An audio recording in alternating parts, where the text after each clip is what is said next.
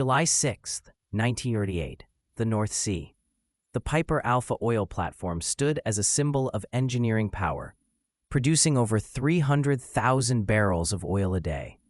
But that night, a simple maintenance error triggered a chain reaction that killed 167 people. This is the story of Piper Alpha, how miscommunication and design flaws turned a routine operation into a nightmare that would change offshore safety forever. Piper Alpha was operated by Occidental Petroleum. On the day of the disaster, maintenance was being carried out on a gas condensate pump. A safety valve was removed for servicing, and a temporary blind flange was installed, but the permit system failed.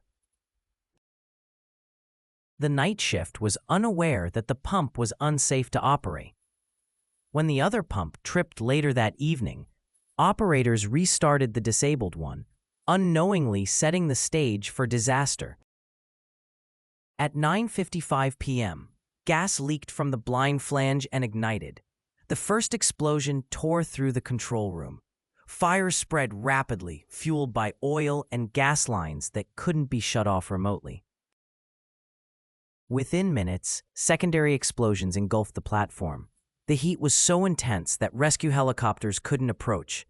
Of 226 people on board, only 61 survived.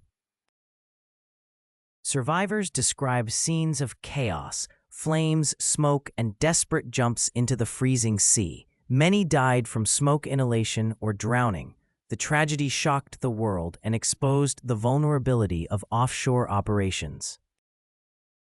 Families waited for days for news. As the North Sea burned through the night, Piper Alpha became a symbol of preventable loss.